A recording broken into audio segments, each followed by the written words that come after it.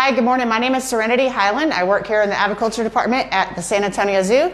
And today we're going to talk a little bit about eggs. Some of you may have seen me a few weeks ago talking about what we do here in our incubation room. So I'll be brief because you can always go back and watch that video, but I do have some cool stuff to show you today. So basically this room is for bird eggs. We will pull eggs to hand raise. We'll hatch them out of here and then hand raise them in another area. And we may do that due to that bird being super endangered, and we want to make sure that we get their genetics represented. Or sometimes the birds aren't the best parents and they might abandon the eggs, so that's why they would come here. We have one of the third largest bird collections in the United States, so we have a lot of birds laying a lot of eggs, and I can get anywhere from 200 to 600 eggs that come through this room. Right now, due to what's going on, we're not breeding as much, so I only have a handful of eggs in here right now, but they are pretty cool. So if you look behind me, these machines, they do basically what mom and dad bird would do, and they keep that egg warm, and they also control the humidity, which is very important to the embryonic development of the egg. As I said, I don't have a whole lot, but you're really going to like what I do. So if you want to follow me, I'm going to go grab some eggs out of one of the machines so we can look at them. And we're kind of attached here, if you're wondering. I'm attached to my camera person. And I just met her. So like I said, these machines, they're going to basically control the temperature of the egg because they have to stay warm. It's going to control the humidity. It's also going to turn them. Eggs need to be turned every so often so that the embryo does not stick to the shell. So these fancy machines basically do what mama bird would do. So we're going to go back this way to our candling table. This is my big fancy flashlight. So what I do here with my big fancy flashlight is I will, a couple times a week, look through all the eggs, shine the light in, and I can see what's going on with the embryo. I want to know if it's healthy, if it's still alive, things like that. And it also helps me determine how close they're getting to hatching. All eggs hatch at different rates, meaning some of them take 2 weeks to incubate, some of them a month, some of them as much as almost 2 months. So I usually have that information. If not, I can monitor the embryo and kind of ballpark guess it. So it's really, really cool. So what I have here, these are duck eggs. These guys are hooded mergansers. They're actually native, and they're really, really cool birds. I encourage you to Google them. They have this little ridiculous long bill, and they're super small and super cute. We haven't hatched out too many, so I'm hoping these guys do okay. These guys right here, these are called Teals. They're actually critically endangered, so they are super, super important. And I have been able to hatch out maybe 10 or 12 of them over the last couple years. So, you know, to a bird that's critically endangered in the wild, anytime you can add numbers in captivity for possible release, that's great. That's what zoos do. That's our whole mission here. So if you want, I'm going to turn off the lights. I'll have my flashlight on, my candler, and I'll have the rest of the room dark, but you'll be able to see the embryos. I'll point them out to you.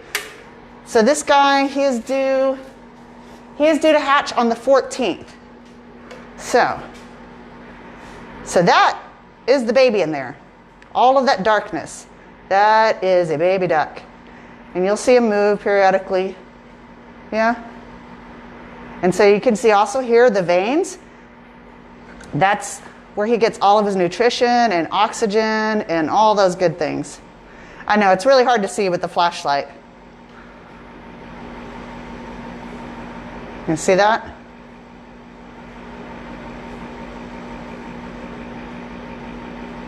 Pretty cool, huh? And so again, he's getting close to hatching. So if you see this empty spot up here, that's called the air cell. So what's going to happen as he starts getting ready to hatch, that's going to get bigger and bigger, because what that does is once he pushes through this inner membrane, that gives him oxygen, right? That's the first time he's going to breathe oxygen with lungs as opposed to going through the blood vessels.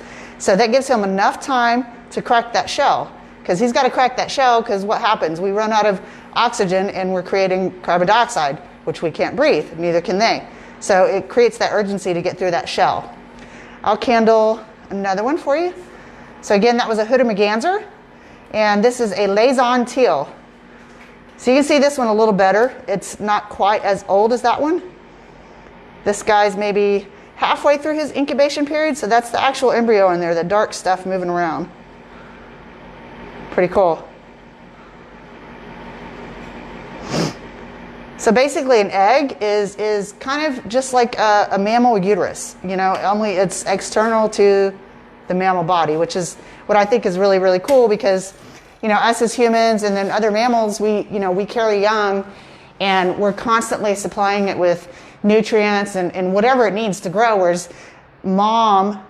duck mom already put that into the egg. So now other than, you know, the oxygen that it receives through the egg pores, everything's already in there for it. The yolk is all of its nutrition, and you see it's got its blood vessels going. It's a really cool system. Sorry. Okay, follow me. If I walk too fast, tell me to slow down.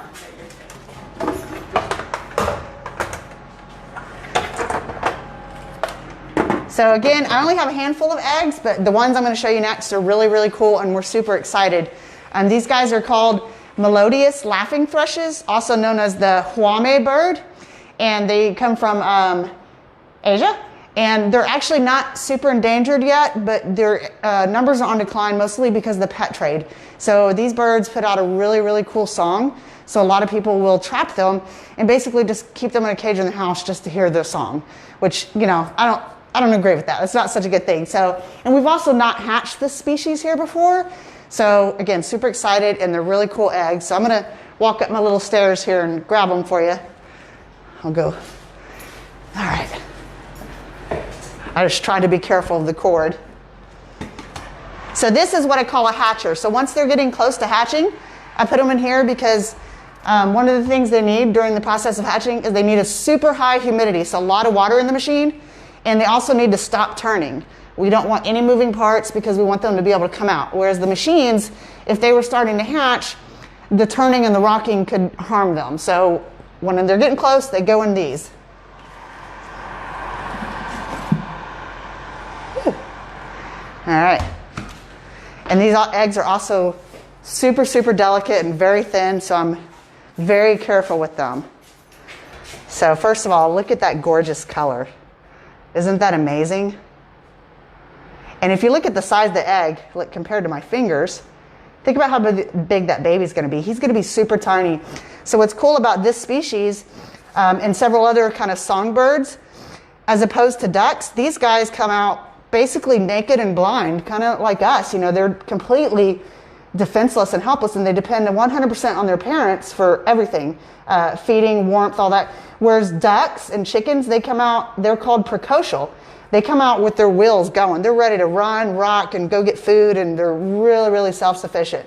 So these guys are going to require my staff a lot of care from my staff once they hatch, because we're probably going to be feeding them every hour and a half for 10 hours a day, at least for the first couple of days, and then we'll lessen the feeds as they grow. So hopefully you'll be able to see this guy too. Sorry about that. So basically it looks just like the duck egg, right? It's got the veins and it's got the embryo in there. It's pretty cool, huh? So again, these guys, I think, gosh, they could be out and hatched within maybe the next 2 days. So maybe once they hatch, we can have y'all back and show you what the babies look like. And again, if you want to Google what the adult birds look like, they're melodious laughing thrushes. Very, very cool looking bird, brown with a white eye stripe. And again, their songs are super beautiful. And again, a new species for us. So us in the bird department are super, super excited. All right.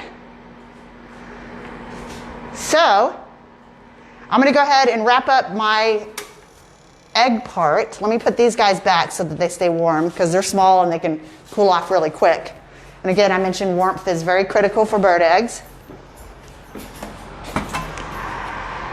So if anybody has any questions, I'd be willing to take some questions from the audience, hoping there is an audience.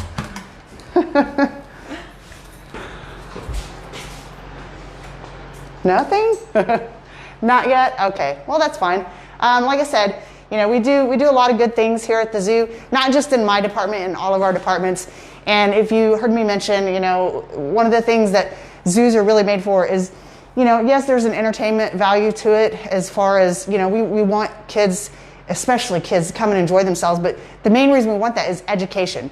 We want the future our future to come and realize how important the animals are, how important nature is, how important conservation is. And again, all the departments across the zoo do this. You know, we do our best to take care of these animals in our care, and you know, we want to educate all of you. So again, you know, I hope you enjoy all the videos that we've been putting out almost daily on Facebook. We're trying to educate the public. We're also trying to raise money if that's possible. As a lot of you know, we've been closed for a long time, just like everybody else, and we are completely nonprofit. We rely on your donations and your guest attendance to receive money to do care for our animals and care for our staff. We've recently opened a drive-through zoo, which is the first in the country, and it's going really, really well. We're super excited, and it is helping us bring in a revenue that we're able to support our zoo a little better. We're actually bringing some of our furloughed staff back and getting them back into their employment, so it's very exciting. So if you'd like to come and join our drive-through zoo, please do. You can get tickets online or tickets here in person. If not, you can donate. But even just liking any of our Facebook and sharing them and spreading the word about our zoo is going to help us. You have a couple of questions. Okay, sure, great. What is the total number of eggs you have? Right now, I'm guessing about 15 or so, which is not a lot for me. You know, like I said, this time of year, actually this time last year, I probably had about 150 eggs in here. So I was a lot busier, yeah. And then also, what do the numbers on the eggs mean? So that's how I can tell them apart, because the eggs all look the same, I mean, of the species. So those two blue ones, they look exactly the same. So I need to label them so I know which is the oldest, which is the youngest. And I also put the species on there in case I get an egg that looks similar to that, but it's a different species. I can know that this species is this one and that one's that one. And then also, what kind of education did you have to get this job? The kids aren't going to like this. Lots of science and math. So basically, bachelor's degree in science is great. You can get it in behavior, sociology, biology, zoology, all those sorts of things. And even more important is on-the-job training. The zoo offers a lot of volunteer programs once we reopen. For children, you know, very young, you can start volunteering with the zookeepers as young as 14. You can be an actual intern, which is basically you do everything the zookeeper does at 18. So there's a lot of stuff. You can check all that out on the website. And then follow-up question, why aren't there as many eggs this year? Well, again, because we had to close down due to everything that's going on. We also had to kind of shorten our staff, and you know, we weren't sure where the zoo was going to go. You know, we could have easily had to let go a lot of people, and that puts a lot of strain on us. So we had to focus on maintaining the care of the animals we have and just kind of, you know, slowing down our reproduction season. All right. Well, guys, I tell you what, I am super busy today because I've got to go take care of about, I don't know, 200 birds, and they're waiting for me to feed them. But I hope you check this out. And again, please donate or come visit us in your car. It's very fun. So y'all have a good day. Thank you.